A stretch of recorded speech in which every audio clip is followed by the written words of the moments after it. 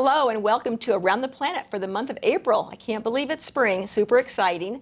I'm also very excited to introduce and interview Jessie Dubach-Donahue, who is a Honda technician. And thank you for willing to be interviewed for the Planet family. Yeah, of course. I know a lot of exciting things about you that we'll share, but why don't we go ahead and start with what you do at Planet, how long you've been here. So I'm a Honda Master Technician. I've been here since 2012. Okay. Just came in as a lube tech, kind of worked my way up through, got all the training done, just recently got recertified as Master last week, 2 weeks ago.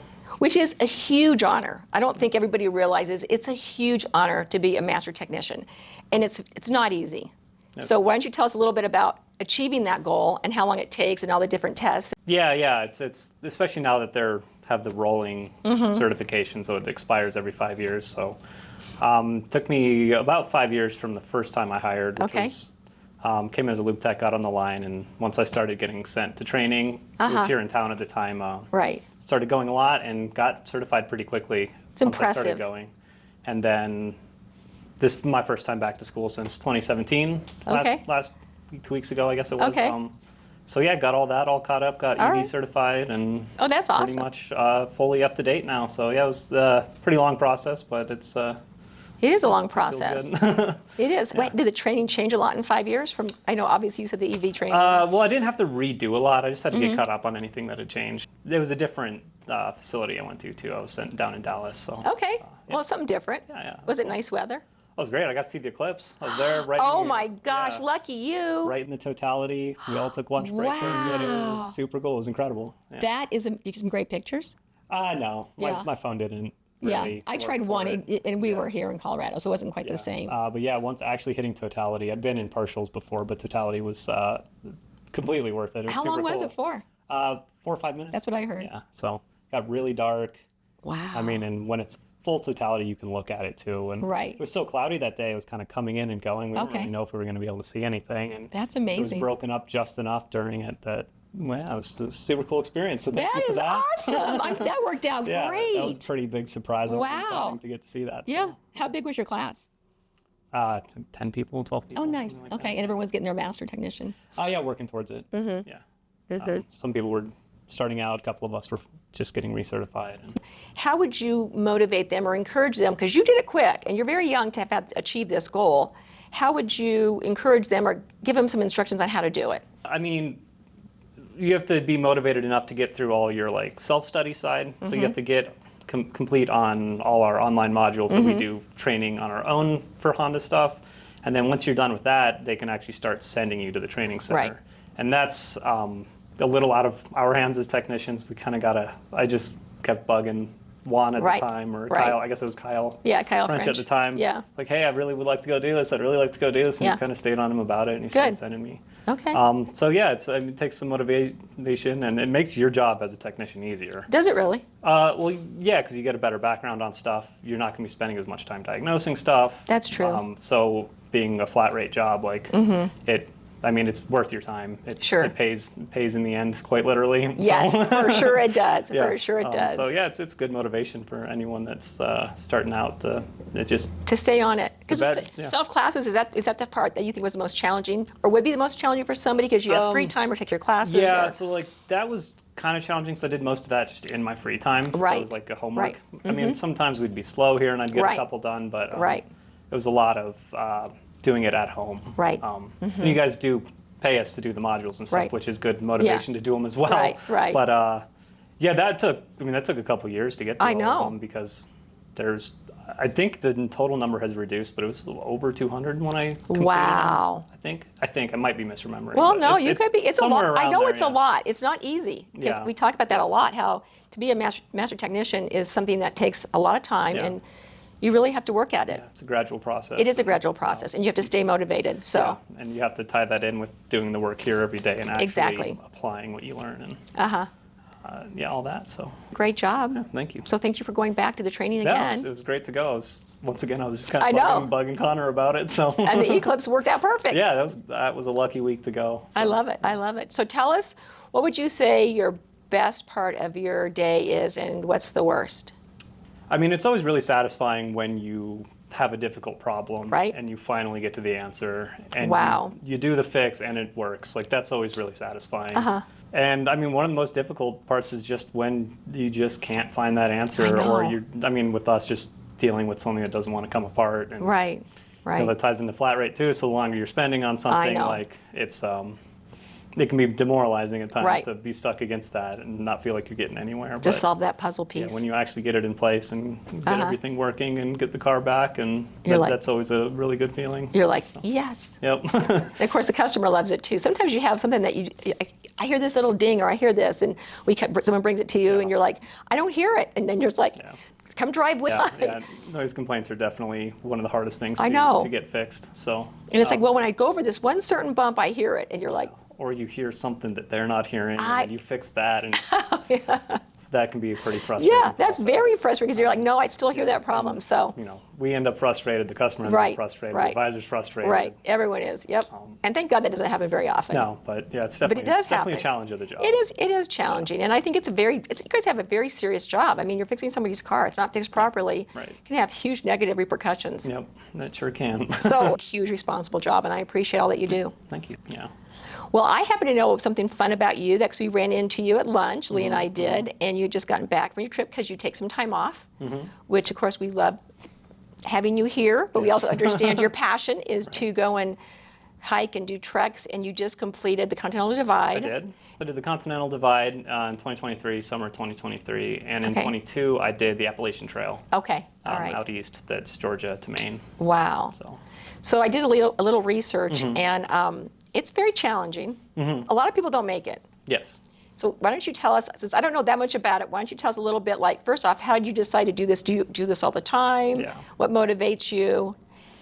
So the hike in 2022 was the first big kind of adventure like that I'd ever done. I'd done little weekend trips around Right. here, but I'd never done more than 3-4 nights out at a time. More than 30-40 miles was kind of Oh the my longest trip gosh. I'd ever done. And several years ago, I was driving through Yellowstone, and I picked up some hitchhikers that Okay. were doing the Continental Divide Trail. Wow. And that kind of planted the seed, and I kind of vaguely knew about the trails Yeah, and stuff, yeah. but I started looking into it and talking to them. They seemed like just pretty normal people. Mm-hmm. And you just kind of don't need to be some kind of super athlete to do Really? these, which I'm very much not. I'm not a runner. I don't do anything crazy like that. But the more I looked into it, the more it seemed possible. So I decided to do the Appalachian Trail first. Okay. How many miles is that? So the Appalachian Trail is about 2,200 miles. Oh my gosh. Georgia to Maine, and I looped in 3 other trails when I did it. So I started in Alabama on the Pinhoti Trail and linked up with a trail called the Bent Mackay, picked up the Appalachian Trail. Oh my gosh. In Vermont, I did the rest of the Long Trail, which is the rest of Vermont. I went up to Canada, and then I finished the Appalachian Trail. So I did a little extra adventure for about 3,000 miles. So how long did that take? I was on trail for 7 months. 7 months. Yeah, because I wasn't. The East Coast hiking is actually very difficult. Is it really? It's mile by mile. It's way harder than out here. Really? Yeah. There's no flat. You're always up. Oh you're always my coming gosh. down. You're scrambling over rocks. It's raining all the time. Oh, that'd be miserable. So- I'm sorry to say. Yeah. Luckily I got a very dry year. Oh, good. By relatively a very dry year. Right. So I had a great time out there and just kind of kept going and 7 months. Okay, so practically, I'm a practical thinker. Like, how do you get your food? If you get really wet, how does it dry out? What do you do the next day? Right. So like those are the kind of the main structure of how you have to work around your hike, and the food is very important because you're pushing your body super hard and you need those calories. Right. But you're also carrying it all. Oh my So gosh. every extra ounce matters. So like you're really focusing in on high calorie Mm-hmm. dense foods, and you're trying to save money because you don't have any income coming Exactly. in. So, the way it works is you just plan out town to town. Okay. The East Coast, there's so many towns. Like, Yeah. You can average being in town every 3 days on the Appalachian Trail. Wow. Just figure out where you're going next. You buy that many days food, Mm-hmm. and then you just have to get there. So You don't have a choice. Yeah, some days it's hard and you don't Yeah. get as far as you want for one Right. reason or another, and Ugh. you gotta make that up. Yeah. Oh my gosh. But yes, and then carrying any safety food is more weight on your Right, back, which yeah. kind of like Slows you down. yeah. So it's all finding Mm-hmm. kind of the perfect balance of everything and getting your pack light enough in the first place. So a lot of Wow. research went into getting just a very light setup. Right. There's some people that travel incredibly light, which Really? I did not go that far, but I had a pretty average kind of setup. Okay. So your 3 days of food, what was your basic day supply of food? What did you eat? Generally, little instant oatmeal packs in the morning is the Okay. most common.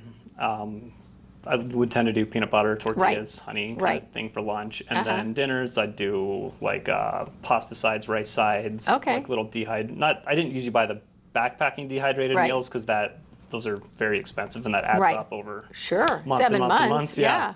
So, mac and cheese, Kraft mac and cheese, instant potatoes, anything light, calorie dense, and So you make a little fire, and then you have to boil your water. Yeah. Oh, yeah, I carry a stove. You carry a stove? Yeah, I mean, the backpacking stoves are only weigh a couple ounces, and then you can buy the little isobutane cans. And oh my gosh! Yeah, finding the wood and building a fire. And I can't imagine. That's a lot of work, especially if it's been raining all day. You can't find any. You wouldn't be able burns. to find anything, and then you wouldn't eat, and then you'd be cold. On top of that, like on the Appalachian Trail, it's a very crowded trail. Okay. So you're going to get wiped out of fire supply and anything. So. I didn't realize that. Yeah, the Appalachian Trail is by far the busiest. So how many people would you see on a given day? Oh, a lot. Really? Yeah, no, it's a very social thing. At the peak in like April, right around now, is the peak starting time of the AT, and there's probably 200 people a day leaving Springer Mountain. Wow, and, that's amazing. Yeah. And 7 months. Yep. So did you hike with other people, or did you hike by yourself? I didn't have anyone that I just like stuck with the entire way. Okay. But you would just keep running into the same people and make friends and hike with them and go into town and split hotels and all that kind of stuff. The AT especially, all the towns are very geared towards the trail because there's so many people coming through. So there's lots of hiker hostels there, cheap places to stay. Nice. Everything's really geared towards accommodating the hikers, basically. Which is really nice, especially for your first one. Right, yeah. You know. Yeah, that was part of why I chose that one first. I could see there's just that. a big safety net with the people, and I didn't know what I was doing. And then Continental Divide Trail was very much different. Okay, so take us to that one then. Right. So after you were successful with the AT, and then you're like, okay, I think I can do it. Right, so then I got the Continental Divide Trail is the trail I wanted to do first anyway. All right. I was just very intimidated by it. Sure. It's big, big distances between towns, bigger mountains, bigger animals, half of the trails in grizzly bear country. Oh my gosh. So just a lot of stuff that I was too intimidated to do without a little bit more experience. Right. But then, I did the CDT southbound. So I started up in Canada at the Canadian border. I didn't actually enter in Glacier National Park. And then down through Glacier, through Montana, Wyoming, Colorado, New Mexico. Oh, and a little bit of Idaho on the border. Yeah. Up in Montana. That's a much bigger. Every carry between foods was at least 100 miles almost. There were some exceptions, but you're going. You're just really going the entire time. So how do you motivate yourself? I mean, I know you have to. You don't have a choice. So that kind of helps. But is there anything that do you like talk to yourself? Do you analyze things in your brain? What do you do when you're doing hiking by yourself? I mean, I'll listen to things, listen to music, listen to books, listen to podcasts, anything to kind of keep the brain going. Just keep walking. And sometimes it's nice to be in the quiet. Sometimes it's great to hike with other people. Ended up being quite a few people on the CDT last year. Okay. And Colorado had such a big snow year that all the people going north got up to Colorado and couldn't get into the San Juans because there was so much snow. Oh, wow. So they all flipped up to Canada with us the same week I was starting. So there was just a ton of people starting. It was pretty social in the beginning, too. That's amazing. There's the hostel I started at in East Glacier, kind of outside the Glacier National Park. Probably had 50 hikers there. While I was there, everyone was trying to get started, or after they finished Glacier, they also base camped there a little bit. Oh, that's kind of nice. Yeah. So it was a really cool spot. Really great people that It's supposed to be really it. pretty. I haven't been there, but I've heard it's It's beautiful. That's what I've heard. Starting the hike there was incredible. I actually wanted to do it the other way because I wanted to end the hike there. Right. But for a bunch of reasons, it's easier to do the trail southbound. Right. So. That's so interesting, though, that everybody had to flip over. Yeah, that happens pretty often. Some people push through, or there's lower routes you can take that don't go over the peaks of the San Juans, but the San Juans is one of the highlights of the trail. Right. So. Now, do the parks close it so you can't, or you just can't physically do it because it's snowing? Like, why do people not take that route? So that's do they ever shut it down? That's all just wilderness in the San Juans. So there is no They can't Park stop Service, you. there's not. Okay. Yeah, I mean there are ways they can stop people from entering, but they're not going to block it just for snow. It's really just it's very dangerous. Yeah. So I can't most imagine. people decide not to go in either because it's too dangerous and they're seeing Right. the snow reports, or some people try to get in and turn back because they've been treacherous. post-holing waist deep in snow Oh for my- 2 days and they only brought 5 days of food. Oh, I can't even Only got imagine. half a day Oh my distance gosh. in 2 days, and we're just like we have to go back. That stresses me out, just even yeah. trying to envision that. Yeah, so Knee deep, waist deep snow. yeah. I mean, that's just where you're stopping too. Like, often there's more snow underneath. And would never do you're that. dealing with shoulder, so the snow can fall at any time. Right. And it gets very dangerous. And, Right. San Juan's is one of the highest places of rescue on the trail. Oh my gosh. Helicopters That's so come in and interesting. get you and stuff. So. Yeah, all the time. Yeah. So you started there, and then where'd you go next? So down through Montana, Mm-hmm. did Glacier National Park. Northern Montana was gorgeous. The It's whole beautiful. Trail. And then kind of got on the Montana-Idaho border. The divide follows the border of the states, Okay. kind of in the bottom half, which is also, that was one of the places I hadn't heard much about. Okay. And was just constantly amazed at where I was. Really? Yeah, like the Pintler Wilderness and the Anaconda Wilderness Wow. and stuff was just gorgeous. Super gorgeous. And then, yeah, got down into Wyoming and Okay. then went through Yellowstone, which All is right. where I first picked up hitchhikers. Yes, yeah. Kind of got it. That was cool. The seed was planted. After completing the first trail and getting through the first part of the CDT and getting back there to kind of where the whole idea started was super exciting. Absolutely. You should be so proud of yeah. yourself. Yeah, that was like that was great. you had this seed planted, you're like, I think I want to do this. And you did it. Yeah, I did. I made it. I know. I Yeah. know it. That's unbelievable. So what animals did you see? Because Montana has a lot. Yeah. In Montana, luckily I didn't have any encounters with Okay. grizzly bear. Yeah. I saw one the day before I started in Oh the my park gosh. by the visitor center, and I was like, oh, well, this is going to be a problem. I'm going to see him all the time. Like, I'm not even started, and I'm seeing one, and then I never personally ran into one. I know people that had encounters Right. with them. I don't But- think I've ever seen a grizzly bear. I mean, we see the black bears, Yeah, right? yeah, Brown we bears. don't have grizzlies this far south. So how big was the grizzlies that you saw? The only one I saw was pretty far away. Okay. But it was significantly bigger than a black bear. Wow. Yeah, and he's carried bear spray the whole way through Right. grizzly country and had to be super adamant about Watching food everything. storage at night Right. and like just doing everything Right. how you're supposed to do it. Because think about it, there's mountain lions. There's a lot of things. Yeah. There's wolves. There's everything. Yeah, it's all up there. Wolves and mountain lions are super rare. Like, Okay. You got to be aware of how Really? to handle them, but All right. you're probably not going to run into one. Right. But yeah, a bunch of deer, bunch of elk. In Ooh. Colorado, I was seeing moose almost every day Seriously? in southern Colorado. Oh, 'Cause I was love that. Going through Colorado last September. Right. Okay. So it was kind of getting to the time of year where it's really easy to see them all the time. I bet it was pretty too. Oh yeah, it's gorgeous. Oh my gosh. I got the golden aspens Oh my in gosh. southern Colorado. And, Oh my gosh. I bet it was spectacular. yeah. Yeah. And they say that moose are, you always think of it as kind of being friendly, and they're not, is what I've heard. Yeah, they are very defensive. Deer and elk will run away from you if Right. you look at them weird, and moose will just stand there. And look they, at you. They will. I've tried to get them to move off the trail, and they just won't move. And I've had to like scramble up rocks to get Oh my around them because I'm gosh. not getting anywhere near a moose. No, They're, that's what I've heard. They're very dangerous. Very dangerous. They're not aggressive, but Right. you don't want to have an encounter with a moose. No, you don't want to get kicked by So a, yeah, you don't get kicked but by a yeah, moose. I had no dangerous or scary animal encounters. Oh, good. I got too close to a moose several times because I just came around the corner and they were right there. Right. But I was able to back away and like. And they nothing- didn't it really never give you a hard got time? Oh, good. Never got super tense or anything. And Wow. Yeah, and then the southern New Mexico's all desert, so some rattlesnakes and stuff like that. But I hate snakes. yeah, they didn't have anything I don't like too snakes. sketchy down there either. Was it hot? Not too bad. Oh, it was, good. That was late October when I Okay. actually got into the desert. So. Oh, perfect. Yeah, you don't want to be there any earlier than that. No. So. So your timing was perfect. Yeah, I got through. I beat the snow out of Colorado by a day. Oh my gosh. Okay, that had to be Yeah. that had to be really stressful. Yeah, the whole goal was to get to New Mexico by October 1st, and I got there on October 1st. And that was kind of a soft date. Like, that's kind of, I just wanted Yeah, to be out of you're like, Colorado just- by yeah. then. I didn't know the snow was going to come in on the 2nd, but within a few days, it was waist deep up in the San Juans. Oh my And I know people gosh. that got in trouble up there, had Yep. to get some rescue stuff, and Oh some my people gosh. hunkering down in ski patrol huts for Oh several days my while the storm gosh. raged through. And I just barely got through there in time, so. Well, Yeah. I'm glad you did. Thank you. Made your trip a lot Yeah, more fun probably yeah. than having to be stuck up you there. can take lower routes. And I Right. know some people that push through the snow because that's what they like. Right. But you have to they brought in some better gear and Yeah, decided they were going to do the San Juans in the snow and had a great time and loved it. And Wow, yeah, that's not for me. I don't think. I don't think I attempted. So you were gone 7 months. the first time. The first time. With the second, how long on this time? 4.5 months. 4.5 So they're about months. the same distance. Okay. So that's like how much faster I had to move on the CDT is I Wow. hiked about the same 2.5 months faster. That's shocking. Yeah.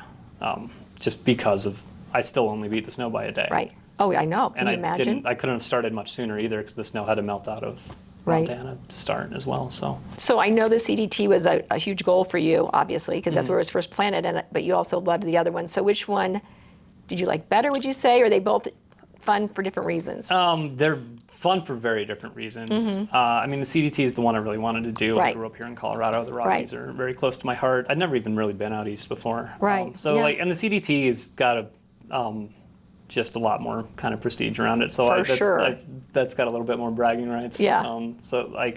That was an incredible experience. But a lot of the things on the AT that I didn't think I was going to like, because I was worried about the overcrowding and all that Sure. kind of stuff. But that's what made that trail special. Right. Just getting engrossed in the community and being in Right. these small towns that kind of work around it. And there's so much trail magic out there where Right. like locals will come in to where the trail passes a Okay. road and they'll set up big old Aw. cookouts and be cooking burgers Seriously? and giving you food and giving hikers rides into town. Oh, how nice. And there's this incredible trail angel community around the AT that Oh, that's it nice. just doesn't really exist out on the Right. CDT because there's so many Right. less hikers and it's so much more remote. And Yeah. So Jessie, about how many people a year do this? Because I'm just so impressed that you achieved both of them. Yeah. Specific numbers I'm Right. not 100% sure on. Right. It's been skyrocketing significantly in the last Okay. 15 years. The completion rate's around 20% on all trails, 20 to 25%. That's amazing. Not very many people make it. Yeah, once a Sure. long time, anything can happen, stuff off For sure. trail. Twist your ankle, money, yeah. little things. I took some injuries on the CDT that luckily didn't take me off trail, Oh, good. but they could have. And, Oh, wow. yeah, so completion of the CDT, I think, is around like 500 people a year now. Okay. It might be lower than that. All I right. mean, 10 years ago, it was 15 people. Right. 20, 30, less than 100 people, and Wow. it's increased in popularity so much. Wow. So definitely a couple thousand people attempted Right. the CDT this year, and on like the Appalachian Trail, So I think- 200 roughly probably made it. yeah. Wow. And then like on the Appalachian Trail, 2,000 to 3,000 people are completing now. So I mean, you can have attempt rates of 7,000 to 8,000 people.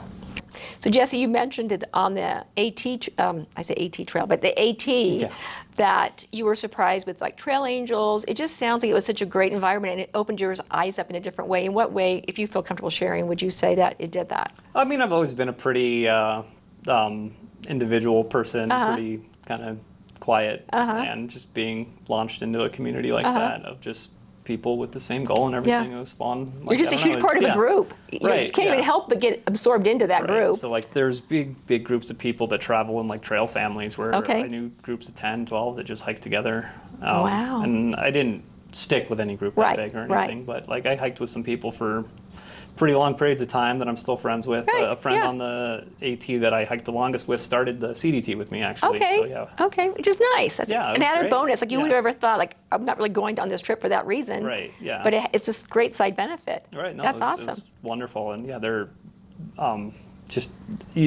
people have this idea that you're out in the woods by yourself. Right. And it's this very isolating experience. And That's what I these envisioned. big trails are not. Right. There are plenty of stuff that you can go do that is like that. Right. But, like on the AT, there's like shelters every 10 to 15 miles Oh, that you nice. can sleep in if you can get a spot. They're Sure. just out in the woods. They're Right. built by the ATC, the Okay. Appalachian Trail Conservancy. Okay. And there's usually water and a pit toilet and Nice. a shelter out there. Oh, that's really nice. So like people congregate there. So Okay. it's another way to kind of meet people and stuff. Well, I think it's impressive that you did it. I think it's also impressive that but we were saying a little bit earlier that most people probably can't afford to take 7 months off Yeah. and then do this. And it's great that you were able to budget Yeah. and plan this out for yourself. So do you have another trip coming up? Nothing planned. Okay. I mean, my list only got longer. It Okay. didn't get shorter as I've So completed tell us your things. next top 5 I mean, or 3 or. The other big trail in the U.S. is the Pacific Crest Trail. Okay. And so those are considered the Triple Crown trails. And if Oh you get my all three, gosh. it's kind of a Pacific, what is it? crest trail. Pacific PCT, Crest yeah, Trail. Okay. which is it's Mexico to Canada. Oh my gosh. Through California, Oregon, and Washington. Through the Sierras and the Mojave and the Cascades. And Oh my gosh. incredible. It's most people's favorite trail. So would you say it's CDT still first, or is that one on top of that one as far as difficulty? Probably the CDT. The hardest thing about California is the fires. Right. It's really difficult to get a complete hike anymore. Wow. Because yeah. between the fires and That's last true. year the hurricanes, Yeah, like that's true. It's pretty difficult to get Right. an uninterrupted hike. Yeah, that's true. So do you do little hikes in Colorado, or yeah. do you just do the really big No, ones? I mean You're a hiker. I actually haven't gone hiking since I got back, but I can I sat imagine. around all winter. No, I don't blame you. I love getting out for the weekend or the day or So you anything will. like that. Yeah, Yeah, definitely. and go out and hike. Yeah, no, there's lots of stuff I'd love to do. I don't know what I'll have the ability or time Sure. or money to do, but Sure. the Arizona Trail Okay. runs the length of Arizona is Oh, I bet it's pretty. incredible. It's most people's favorite. It goes right through the Grand Canyon. Oh, I bet that's beautiful. Yeah, and that's a much shorter. Right. I wonder how long that one is. I think Okay. it takes most people around 2 months, Okay. 6 weeks to 2 months. So significantly shorter than the big ones. But and then the kind of one that's hanging out there that really pushes my limits would be, it's called the Hayduke Trail. Okay. It's completely unmarked desert navigation. Oh my gosh. So I'm lacking quite a bit of skills to be able to do that right now. But yeah, you How go do people through- do it? There's maps and navigation, and with Stars. GPS and everything, it's a lot easier now. Yeah. But yeah, you're kind of like navigating like airstrip to airstrip out in the desert of Wyoming, Oh, wow. or Utah and Arizona, and you go through just lots of incredible environments, and that's kind of the biggest one I could aim at Okay. this point, All right. just because it's such a jump in difficulty, Right. and I don't know if that's even something I can do. So, Yeah. Well, but you'll know. It's on the list. Of, Yep. Yeah, I don't know. We'll see. It's having done 2 hikes already. I don't know how. Yeah. It's going to be a while before I could You can just absorb that. take time or money Right. to do Yeah. something like that again. So. Well, 2 huge wins. So Yeah. thank you for sharing. I'm excited. Wherever you pick next, let us know. Yeah. And we'll be sure and pass it on to everybody. All right. But I appreciate taking the time to be interviewed and sharing your great adventure with us. Thank you so much. We appreciate all the work you do at work, too. Thank you. I mean, that's huge. You're a great master technician, and we love having you. So thank you. I appreciate you. Appreciate it. Thank you, Jessie.